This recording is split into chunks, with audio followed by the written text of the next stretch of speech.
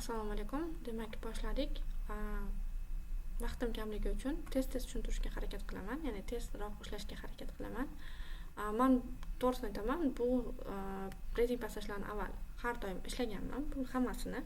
Bundan keyingi tashlaydiganlarimni ham ishlaganman, chunki hamma Cambridge reading materiallarini ishlab chiqib bo'lganman. O'shaning uchun nima deydi? Disclaimer bu, aldash niyatim yo'q, hozir ishladim degan ma'noda. Bu videolardan asosiy maqsad odatda men savol turlarini qanaqa ishlashimni ko'rsatib bermoqchiman shunchaki.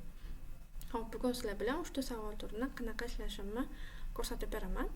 Lekin yana bitta disclaimer, yana bitta note. Bu yerda juda ham tez tushuntirib ketaman, chunki agar har bitta turini alohida tushuntiradigan bo'lsam, bu 1,5-2 soatlik alohida dars bo'ladi. Agar misol uchun o'rganish, aynan yana qanaqa qilishni, detalliroq bilishni xohlasak, buni keyinchalik alohida dars qilib chiqarishim mumkin. Shunchaki hozir odatda qanaqa ishlayman, shundan bir qisqacha ma'lumot qilib tushuntirib bermoqchiman. Xo'p, demak boshladik. Heading savol turini odatda qanaqa ishlayman. Birinchi qiladigan ishim nechta variant berilgan, nechta heading berilgan va nechta passage berilgan. Shuni ko'rib chiqaman va biz bilamizki, har doim bizda heading passagelarga qaraganda, to есть paragraflarga qaraganda ko'proq bo'ladi. Keyingi qiladigan ishim ishlatilgan variantni sразу o'chirib tashlayman, chunki buni yana qaytarib vaqtimni ketkazishni xohlamayman. Menda 4-variant ishlatilgan ekan. O'shaning uchun buni shunchaki belgilab qo'ydim. Ishlatilgan degan ma'noda. Xuddi shunaqa bu yoqdan paragrafni ham o'chirib qo'yaman, ya'ni bu paragrafni ham o'qib vaqtim ketishini xohlamayman. Ko'p hollarda o'quvchilar aynan mana shu narsaga e'tiborsiz bo'lib, qanchadir vaqtini misol uchun ketkazib qo'yishadi. O'zim o'quvchilarim misolida aytishim mumkin. Belgilashmaydida, shoshishadi, odatda vaqt ulgurmayman deb. Masalan, A paragrafni o'qib chiqadi, bo'lni boshdan oxirigacha o'qib chiqadi. 1 minutdan qanchadir vaqt o'qib chiqishadi. Keyin ishlayman desa o'zi qabulinganligini biladi. O'zi bu mana bu 2 minutdan readingda bitta savol ishlashga bemalol ketadi. Bu degani prosta e'tiborsizligi tufayli 2 minut vaqti bekorga ketdi degani. Xo'p. Men hech qachon birinchi variantlarni o'qib chiqmayman, chunki miyamda hammasi kasha-masha bo'lib ketadi. O'shaning uchun birinchi paragraflardan boshlayman. B paragrafdan boshlayman. B paragrafda ham boshidan oxirigacha o'qib chiqmayman. Yana ham vaziyatga qarab, agar passage 1 da keladigan bo'lsa, endi hozirgi kunda unchalik passage 1 da heading tushmaydi.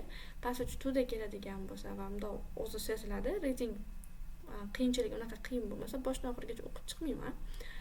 Lekin passage 3 da keladigan bo'lsa, обязательно boshdan oxirigacha o'qib chiqaman. Chunki biz bilamiz, heading savol turlari odatda umumiy ma'nodan kelib chiqariladi.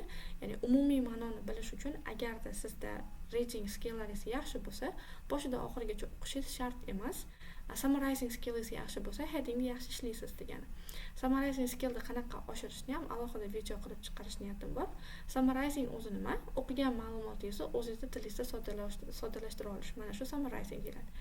Men qiladigan ishim, masalan, B paragrafni o'qiyapman va o'zimni tilimda summary qilyapman.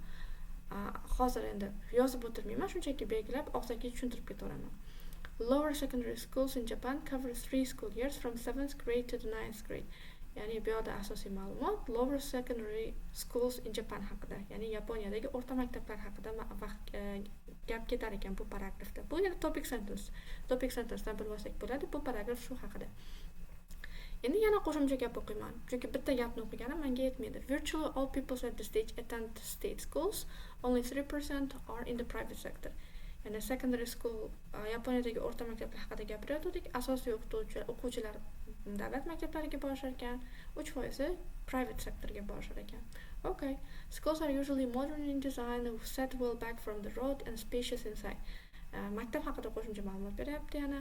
Maktablar odatda chiroyli dizaynga ega, yo'ldan uzoqroqda joylashtirilgan va ichkarilari keng bo'ladi deb. Ya'ni hali ham o'sha o'rta maktab haqida ma'lumot beryapti. Men buni oxirigacha o'qimayman va keyingi paragrafni o'qiyman. B section ichida.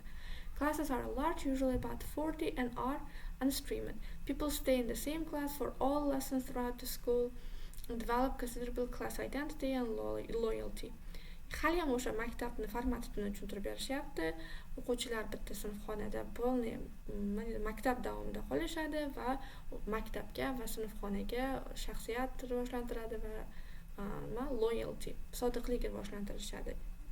Okay. People attend the school in their own neighborhood, which in theory removes ranking by school.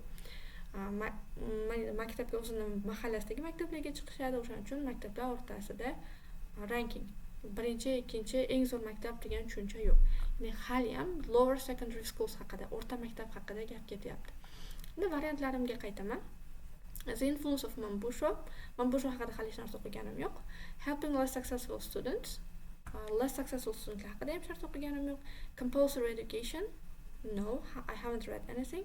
The typical format of a math lesson, darslarni typical formati haqida, обычный formati haqida o'qidik, lekin matematika darsi degan joyda hali men o'qiganim yo'q edi. Balkim bordir, men skip qilib yuborgandirman. We'll see. Maybe, no, I'm not really sure. Comparative expenditure on mass education, expenditure ya'ni bu pul ishlatilishi. Pul ishlatilishi haqida hech narsa o'qiganimiz yo'q. Background to middle years education in Japan. Background ya'ni birinchi ma'lumot, ya'ni general information ga synonim bo'ladi. Background, general information, middle years education bizda secondary school haqida gap ketdi. Secondary school bizda middle years education ga tushadi. Xo'p, menda variant mana bu, lekin hali 100% ishonchim komil emas, chunki menda 5-variant ham o'ylanib turgan edim va menda hali o'qilmagan ikkita variantim ham bor, o'shalarni ham o'qib chiqishim kerak. The key to Japanese success in mass education. Japanese success haqida hali o'qiganim yo'q. The role of homework correction haqida ham hali hech qanaqa gap ketgani yo'q. Endi bu solishtiradigan bo'lsak, matematika darsining umumiy formati va Yaponiyadagi o'rta maktab haqida umumiy ma'lumot. Mana bu dars formati buni ichiga kirib ketadi bemalol. Ya'ni o'rta maktablarga qo'shimcha informatsiya mavzusiga kirib ketishi mumkin. Chunki typical format mana bu polni o'qiganim bu format haqida bo'lmadi. Bu o'rta maktab haqida qo'shimcha informatsiya, ya'ni birlamchi informatsiyalar bo'ldi. O'shaning uchun men bu yerda hozir 5-variantni olsam, xato o'qigan bo'laman. Dars formati haqida faqat menda bittagina gap bor, lekin bu umumiy ikkita paragrafda birlashtiradigan asosiy narsa emas. O'shaning uchun buni olaman va men javob sifatida 7-variantni oladigan bo'ldim. Xuddi shu narsani keyingi paragrafga ham qilaman. Odatda e'tibor bilan o'qiydigan joyim headingda. Paragrafda boshi va oxiri bo'ladi. Chunki men shu boshi va oxiri menga umumiy ma'lumot chiqarishim uchun odatda yetadi. Agar yetmasa, ya'ni 3-passagelarda tushib qoladigan bo'lsa, heading keyin o'rtasini o'qib ko'raman. Qani qilib ko'raylik, masalan, shu C paragrafga boshi va oxirini. Traditional ways of teaching form the basis of the lesson, and remarkably quiet classes take their own note of the points made and examples demonstrated. Traditional way of teaching, an'anaviy o'rgatish usuli qanaqa bo'ladi? Darslar jim bo'lar ekan, o'qituvchilar berilgan tushuntirilgan narsalar va bergan misollarini yozib o'tirish ekan. Take their own notes. Everyone has their own copy of textbook supplied by Central Education. Qo'llar hammasini qo'lida textbook bo'lar ekan. Men bu haqida endi o'qidim. Men bu degan textbook bo'lar ekan va bu davlat tomonidan berilgan ekan. Tekin ta'limda ichida. Va tekin ta'lim 15 yoshgacha bo'lar ekan. Okay, these textbooks are on the whole small, presumably inexpensive to produce. Okay. Oxiriga o'tamiz. Besides approving textbooks, Manbusho also decides the highly centralized national curriculum and how it is to be delivered. Manbusho demak bo'ladi asosiy o'quv dasturi ekan.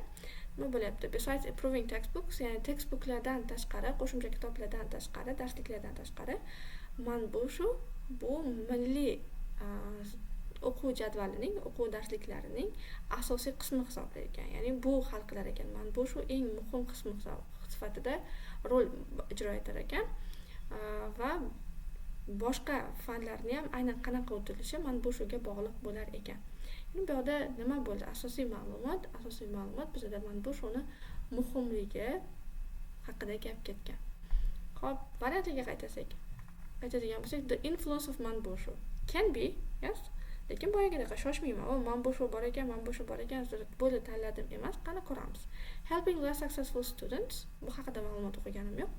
The success of compulsory education haqida gap bo'ldi, lekin boya aytganimdek paragrafning bitta gap qismida, bittagina joyida bo'ldi. Buni polni paragrafga ma'lumot sifatida olishim noto'g'ri bo'ladi. The typical format of a math lesson, bu haqida aniq bir nima o'qiganim yo'q.